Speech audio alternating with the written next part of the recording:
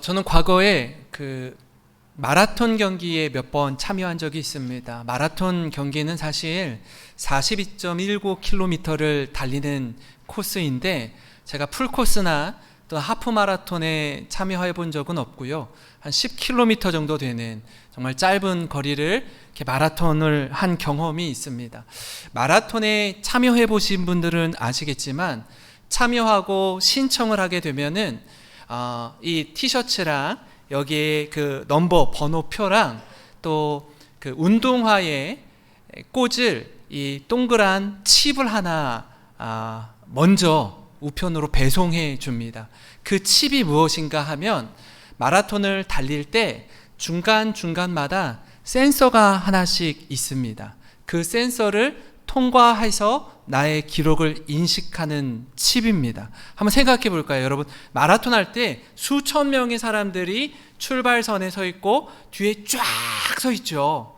예. 근데 요이 땅 하고 출발하면 맨 앞에 있는 사람은 맨 뒤에 있는 사람보다 한 1분, 2분 정도 빠르게 출발하는 셈이 되죠. 그럼 뒤에 있는 사람은 좀 억울할 거 아니에요. 그죠? 왜냐하면 시작했는데 나는 저 뒤에서 출발하는데. 그래서 여러분 맨 앞에 있는 사람들 그 출발선에 센서가 부착되어 있습니다. 그래서 저 뒤에서 뛰어도 그 센서를 통과하는 순간부터 기록이 측정되기 때문에 앞에서 뛰든지 중간에서 뛰든지 저 뒤에서 뛰든지 상관이 없습니다. 중간중간에 그 센서들이 있어서 그 곳을, 그 지점들을 통과해야지 나중에 기록이 체크가 됩니다.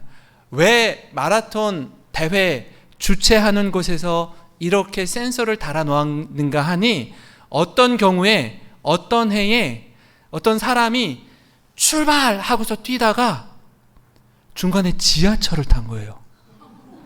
지하철을 타고 꼬링 지점 있는 데까지 가가지고 이렇게 숨어서 지켜보다가 적당한 때쯤에 쓱 다시 들어가서 꼬링을 했는데 그걸 기록으로 쳐주었었어요.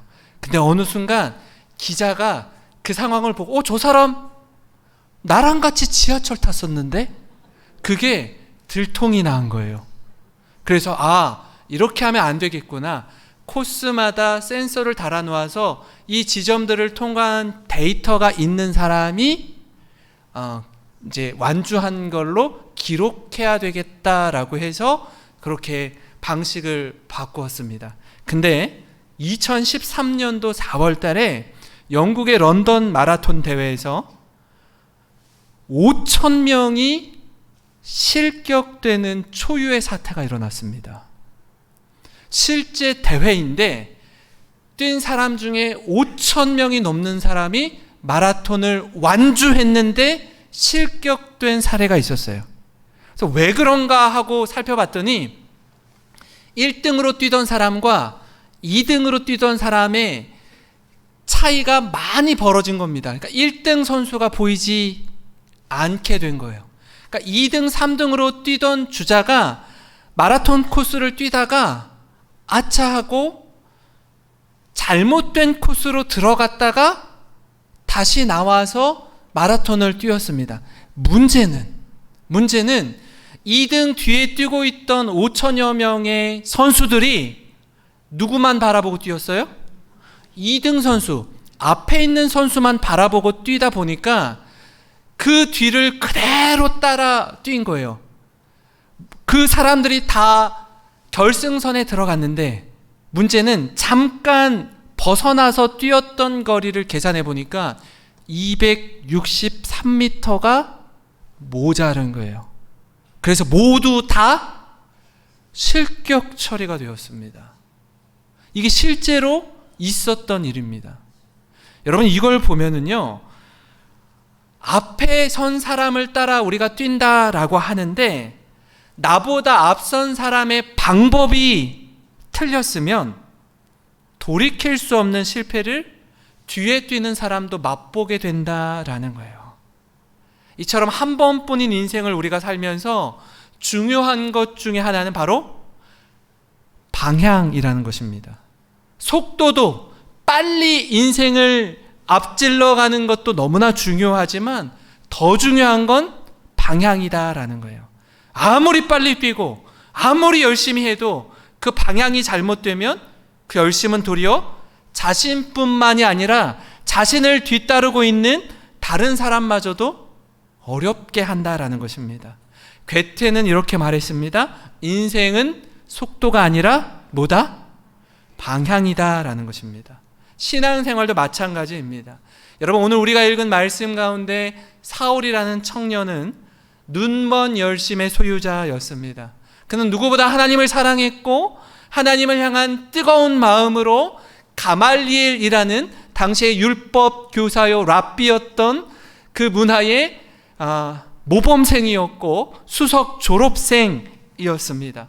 당대 최고의 학벌과 종교적 배경을 자랑했던 인물이 사울이라는 청년이었습니다. 근데 이 바울이 예수님을 대적하고 그리스도인을 박해하고 교회를 핍박하는 일에 굉장한 열심을 냈습니다.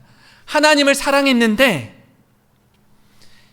하나님의 아들이라고 말하는 예수님을 저들이 그토록 기다리던 메시아 그리스도로 인정할 수 없었던 거예요. 그러다 보니 예수님을 따르던 제자, 예수님을 따르는 그리스도인들을 핍박하고 박해하는 것이 하나님의 영광을 위한 일이라고 생각하고 누구보다 열심을 냈던 인물이 사울이었다라는 것입니다. 사울은 하나님을 위한다는 명분은 가졌지만 예수님이 그리스도인 줄 알지 못했기 때문에 아이러니하게도 하나님을 위한다고 하면서 하나님을 대적하는 삶을 살았습니다. 그러나 우리 주님은 영적으로 눈이 먼 사울을 찾아오셨어요. 그러면서 이렇게 하나님 생각하셨던 것 같아요. 이 사울이라는 녀석은 방향만 좀 바로 잡아주면 누구보다 멋지게 쓰임받겠구나 하고 사울을 찾아가 만나주시는 겁니다. 후련히 하늘로부터 번쩍이는 빛 가운데 이렇게 말씀합니다. 사울아 사울아 어찌하여 네가 나를 박해하느냐. 이 음성을 들은 사울은 그 앞에서 고꾸라졌고 눈이 멀었고 3일 동안 볼 수도 없고 먹지도 마시지도 않는 철저한 깨어짐의 시간을 통과했습니다. 여러분, 이 3일 밤낮 사울이 뭐 하고 있었을까요? 오늘 성경에 답이 있습니다. 이 시간 동안 사울은 기도하고 있었습니다. 먹지도 않고 마시지도 않고 앞을 볼 수도 없는 그 상황 속에서 사울이 기도하고 있었어요. 11절 말씀을 우리 한번 같이 읽어보겠습니다. 시작. 주께서 이르시되 일어나 직가라 하는 거리로 가서 유다의 집에서 5 사울이라 하는 사람을 찾으라. 그가 기도하는 중이니라. 아멘. 여러분, 이렇게 기도하는 시간은 사울에게 있어서 인간의 야망과 무리로서의 열심히 죽고 이제 그리스도의 제자요 증인으로 다시 태어나는 아주 위대한 순간이었습니다. 안타깝게도요, 많은 그리스도인들이 여전히 예수님의 기적을 바라보고 예수님이 주시는 떡을 바라보면서 무리로 멈춰 있고 팬으로서 환호성을 지르는 그 자리에만 머무는 분들이 계십니다. 주님의 기적을 바라보면서 떡을 먹고 환호했던 오병이어의 무리처럼 지금 내 눈앞에 있는 내 문제 해결과 이 땅의 복만 구하면서 군중 속에 숨어 있는 채 예배자가 아니라 예배의 구경꾼으로 나와 계신 분들이 종종 있습니다. 주님은 그런 우리를 향해 이렇게 도전합니다. 이제는 무리가 아니라 참된 제자가 되라라고 말씀하세요. 증인의 삶을 살라라고 권면합니다. 이 시간 오늘 말씀을 통해서 그리스도의 제자로 증인된 삶으로 살아가는 저와 여러분이 되기를 주님의 이름으로 축원합니다. 여러분, 예수님을 만나서 무리에서 제자로 또 증인의 삶으로 변화된 사람의 첫 번째 특징은 바로 이것입니다. 열심의 방향이 새로워진다라는 거예요. 사울은 다메섹 도상에서 부활하신 예수님을 만나기 전까지 교회를 박해하는 잘못된 열심을 가지고 있었습니다. 근데 부활하신 예수님을 만난 이후에 그의 삶의 방향이 완전히 새롭게 되는 거예요. 복음을 전하는 제자로 방향이 완전히 전환되었습니다. 1절과 2절 말씀은 이렇습니다. 사울이 주의 제자들에 대하여 여전히 어떻대요? 위협과 살기가 등등하여 대제사장에게 가서 다메섹 여러 회당에 가져갈 공문을 청하니 이는 만일 그 도를 따르는 사람을 만나면 남녀를 막론하고 결박하여 예루살렘으로 잡아오려 함이라. 사울의 얼굴을 보면 위협과 살기가 등등했대요. 여러분, 이런 사람의 얼굴 굉장히 무섭습니다. 사람을 해칠 듯이 바라보는 표정은 굉장히 무섭습니다. 눈에서 마치 레이저가 나올 것 같아요. 그는 대제사장에게 가서 예루살렘에 있는 예수를 믿고 따르는 그리스도인들을 결박하는 것에 만족할 수 없었습니다. 그래서 한 서울에서 대전 정도의 거리, 한 150km 정도의 거리에 살고 있는 다메섹이라는 도시에 그리스도인들을 잡아다가 옥에 가두는 일을 내 하리라. 그리고 공문을 받아가지고 가는 열정과 열심이 있었습니다. 그러나 그의 열심은 어떤 열심이었어요? 십자가를 대적하는, 하나님을 대적하는 열심이었습니다. 여러분, 그때 호련히 하늘로부터 빛보다 더 밝은 빛이 그를 비춥니다. 그리고 부활하신 예수님이 그에게 이렇게 말하죠.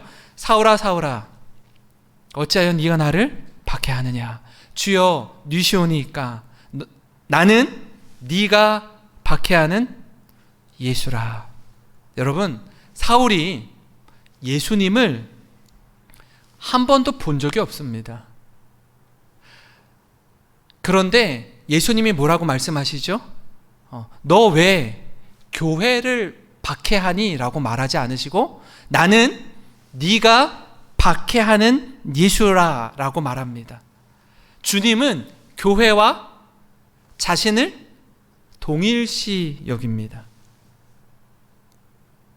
따라서 우리가 옆에 있는 성도를 사랑하는 것은 곧 주님을 사랑하는 것이요, 교회를 아끼는 것은 주님의 몸을 돌보는 것입니다.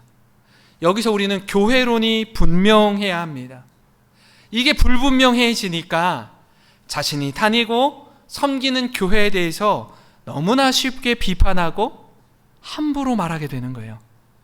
예수님을 여러분 사랑하십니까? 여러분 예수님 사랑하세요? 예, 그렇다면 동일하게 교회를 사랑하셔야 합니다. 옆에 앉아있는 성도님을 귀하게 여기셔야 합니다. 그게 나는 네가 박해하는 예수라 라고 말씀하는 예수님이 교회라는 본질과 같다라는 거예요. 제가 전에는 부교육자일 때는 전혀 모르고 있던 걸 한 가지 알게 되었습니다. 제가 담임 목사님들과 함께 교제하면서 만나서 이런저런 이야기들을 하는 가운데 너무나 가슴 아픈 이야기들을 종종 듣게 되는데, 교회가 어려워지고 힘들어지고 서로 다툼이 벌어질 때 성도들끼리 싸우기 시작하는데 얼마나 열심을 내서 싸우는지 하나님이 누구 편을 들어주어야 할지 모를 정도로 다툰다라는 거예요. 여러분, 예수 믿는 교회의 성도들이 다툴 때 하나님이 누구 편 들어줘야 됩니까? 네가 맞고 네가 틀렸어. 네가 맞고 네가 틀렸어. 누구 편을 들어주셔야 돼요? 서로 제 편 들어달라라고 이야기하고 있습니다. 교회는 뿔뿔이 흩어지고 서로 상처받고 교회를 떠나고 난리가 납니다. 사울의 모습이 그렇습니다. 자기는 하나님을 위해서 열심을 낸다라고 하는데 하나님을 대적하는 행동을 하고 있는 거예요. 영국의 유명한 선교사였던 C.T. 스터드가 당대 최고의 크리켓 스포츠 선수로 부와 명예를 보장받은 청년이었습니다. 그가 살아계신 예수님을 인격적으로 만난 후에 제자의 삶을 살기로 결단했을 때 그의 인생이 180도 완전히 달라지게 되었어요. 주변의 모든 사람들이 C.T. 스터드가 하나님 앞에 헌신하고 자신이 가진 모든 재물을 헌신하자, 야, 너 네가 누리고 있는 이 부와 명예와 재물을 왜 이렇게 낭비하니? 라고 말했어요. 그때 그가 남긴 유명한 말이 있습니다. 예수 그리스도가 하나님이시며 나를 위해 죽으셨다면 그분을 위한 나의 어떤 희생도 결코 크다고 할 수 없다. 여러분, 그는 자신의 모든 재산과 젊음의 열정을 중국과 인도와 그리고 아프리카의 심장에 복음을 심는 데 아낌없이 쏟아부었습니다. 과거에 세상의 성공을 향해 달리던 그의 열정이 예수님 만난 이후에 영혼을 구원하는 예수님의 제자로 그 방향이 완전히 새롭게 된 것입니다. 사랑하는 성도 여러분, 지금 여러분의 열심의 방향은 어디를 향하고 있습니까? 좀 우리 자신을 돌아보면 좋겠습니다. 그리고 잘못된 열심을 지금까지 내고 있었다면 주님, 이제 내 열심의 방향을 바꾸어 주십시오. 그래서 우리가 살아가는 삶의 자리마다 제자의 삶을 살아가는 모든 성도님 되시길 주님의 이름으로 축원합니다. 그런가 하면요, 예수님을 만나서 무리에서 제자로 증인된 삶으로 변화된 사람의 다른 한 가지 특징은 이겁니다. 피드백의 과정을 통해서 피드포워드의 삶을 준비한다라는 거예요. 사울이 다메섹도 상에서 예수님을 만난 후에 눈이 멀게 되고 사람들의 손에 이끌려 다메섹으로 들어갑니다. 사흘 동안 식음을 전폐하고 기도하면서 이런 시간을 가졌어요. 아, 내가 지금까지 살아온 삶의 방향이 잘못되었구나 라는 피드백의 시간을 가졌습니다. 그리고 후에는 하나님 나를 이방인의 사도로 사용하길 원하시는구나 라는 미래의 사명, 즉 피드 포워드의 삶을 준비했습니다. 여기서 아마 궁금할 거예요. 목사님, 피드백은 뭐고 피드 포워드는 뭔가요? 제가 좀 쉽게 설명해 드리려고 하는데 피드백은 이겁니다. 그 초점이 좀 과거에 맞춰져 있습니다. 그래서 회사에서 직장 생활하면서 이 피드백 시간이 많이 있습니다. 그럼 뭐냐면 어떤 일을 수행했는데 어떤 행사를 진행했는데 이 행사 가운데 좀 부족하면은 없었나, 잘못된 부분은 없었나, 좀 보완해야 될 부분은 없나 라고 평가하고 교정하는 시간입니다. 그렇다 보니까 좀 느낌이 좀 싸해요. 좀 지적받는 느낌이고 또 이렇게 평가받는 느낌입니다. 비판받는 느낌이 많이 듭니다. 그러나 이 시간을 통해서 다시는 이러면 안 되겠구나, 그런 비슷한 일을 또 반복할 수 있을 수 있으니까 확인하는 시간입니다. 조금 불편하지만 마음이 상하지만 자신을 돌아보는 시간을 갖는 게 피드백의 시간입니다. 그런가 하면 피드 포워드의 시간은 뭐예요? 앞으로 어떻게 하면 좀 더 잘해낼 수 있을까, 좀 느낌이 성장하고 발전하는 느낌이 듭니다. 격려받고 도전받는 느낌이죠. 그래서 이 부분들을 여러분 잘 생각해 보시면 좋을 것 같아요. 좀 더 쉽게 한번 설명을 드리도록 하겠는데요, 지난 4월 달에 분당 우리 교회 이찬수 목사님이 저희 교회에 오셔서 5번의 말씀을 전해 주셨습니다. 첫 번째 집회가 끝났을 때입니다. 화요일 저녁 시간이었던 것 같아요. 화요일 저녁 시간을 마치고 목사님이 저에게 이렇게 묻는 겁니다. 김 목사, 오늘 저녁에 말씀을 전했는데 어땠니? 라고 저에게 묻는 거예요. 제가 뭐라고 대답하겠어요? 목사님, 이 말씀에 이렇게 전하셨어요. 이렇게 하면 더 좋았을 텐데. 목사님, 이건 이렇게 하고 이렇게 말했을까요? 예. 제가 감히 어떻게 그렇게 이야기했습니까? 목사님 말씀이 너무나 우리에게 필요한 말씀이었습니다. 목사님 말씀을 마치고 집으로 돌아가는 성도님들의 표정을 보니까 해같이 빛난 얼굴로 돌아가더라고요. 너무너무 감사하고 은혜로운 시간이었습니다 라고 말씀을 드렸어요. 그런데 목사님이 다시 한번 질문하는 겁니다. 김 목사, 지금 당신이 군산 영생교회에서 이렇게 목회를 하고 있는데 앞으로 4번의 말씀을 전하는 시간이 남아있어.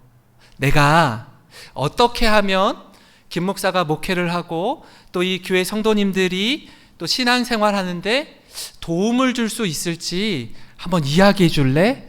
라고 또 묻는 거예요. 처음 물은 질문, 김 목사, 처음 말씀을 전했는데 이 말씀이 어땠어? 라고 묻는 건 피드백입니다.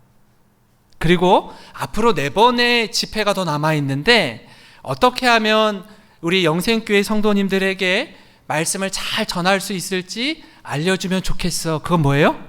피드 포워드인 거예요.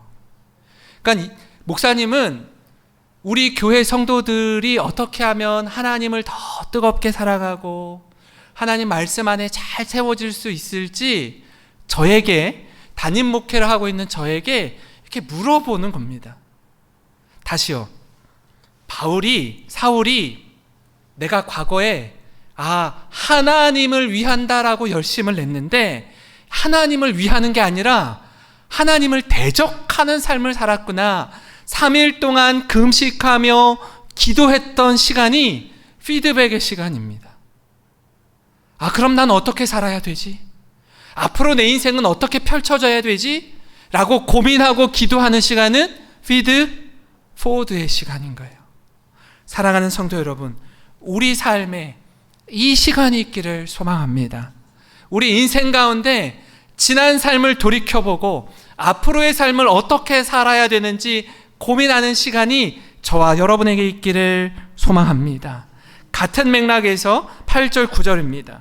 사울이 땅에서 일어나 눈은 떴으나 아무것도 보지 못하고 사람의 손에 끌려 다메섹으로 들어가서 사흘 동안 보지 못하고 먹지도 마시지도 아니하니라. 그 시간 동안 뭐 했다고요? 11절의 하반절입니다. 5 사울이라 하는 사람을 찾으라. 그가 뭐 하는 중이니라? 기도하는 중이니라. 사울에게 이 사흘의 시간은 인생에서 가장 어둡고 고통스러운 암흑의 시간이었습니다. 이 시간을 통해서 자신의 잘못된 방향이 교정받는 영적 피드백의 시간이었던 거예요. 사울은 사흘 동안 육신의 눈이 감기고 영의 눈이 다시금 열리게 되는 시간을 가졌습니다. 이 사흘간의 회개와 기도의 피드백이 있었기에 그는 과거의 죄책감에 주저앉아 있는 게 아니라 다시 일어나서 회복되어서 주님이 앞으로 내 인생을 열어주실 미래의 사명, 즉 이방인을 향한 증인의 삶이라는 피드 포워드로 나갔다라는 것이에요. 사랑하는 성도 여러분, 때로 하나님이 여러분의 인생의 행로를 막으실 때가 있습니다. 잘 나가던 길을 멈추게 하실 때가 있어요. 사울처럼 눈앞이 캄캄해지는 고난과 멈춤의 시간을 주실 때가 있습니다.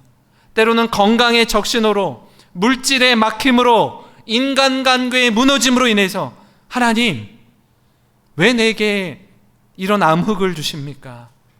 원망하고 계시는 분 있습니까? 그렇다면 그 시간이 잠시 골방으로 들어가서 하나님과 대면하여 삶을 돌아보는 피드백 시간입니다. 과거의 허물과 죄를 십자가 앞에 내려놓고 고백하시기 바랍니다. 그리고 영적으로 맑게 개인 눈으로 내가 너를 통하여서 일하리라 하시는 피드 포워드의 사명을 바라보시기 바랍니다. 주님을 신뢰함으로 기도의 골방에서 다시 일어서는 모든 성도님 되시길 주님의 이름으로 축원합니다. 마지막으로 여러분, 예수님을 만나서 무리에서 제자로 증인의 삶으로 변화된 삶의 특징은 이겁니다. 하나님의 사람을 붙여주신다라는 사실이에요. 사실 독불 장군이었던 사울이 제자의 길로 들어섰을 때 여러분, 하나님은 사울에게 경건한 사람 아나니아를 보내어서 그의 눈을 뜨게 해주십니다.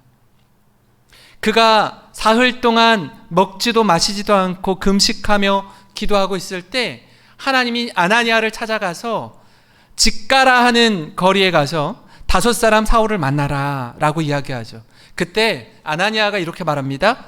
하나님, 주님, 사울이라 하는 사람의 이야기를 익히도록 알고 있습니다. 그는 예루살렘에 있는 교회의 그리스도인들을 박해하는 사람이라고 들었습니다. 심지어 그것도 성에 차지 않아서 지금 제가 살고 있는 다메섹까지 대제사장으로부터 공문을 받아가지고 와서 예수 믿는 그리스도인을 박해하기 위해 온 사람이라고 들었는데 가서 만나라고요?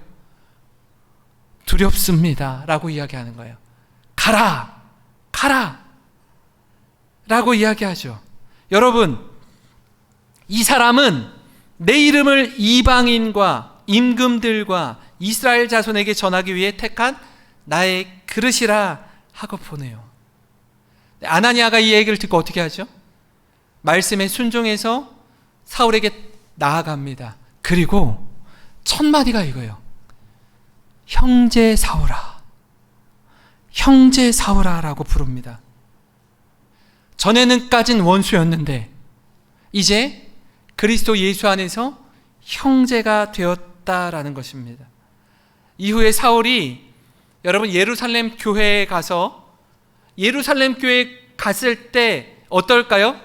쉽게 사울을 브라더, 형제로 받아들일 수 있어요? 없어요? 없죠. 왜요? 그리스도인들을 박해하던 자로 이미 소문이 다 나 있거든요. 얼마나 두렵겠습니까? 그런데 사울이 가서 I'm Christian 이라고 말할 때 그것을 받아주겠습니까? 쉽게 용납해 주겠어요? 그러지 않죠. 왜요? 이 사람이 정신이 어떻게 됐나?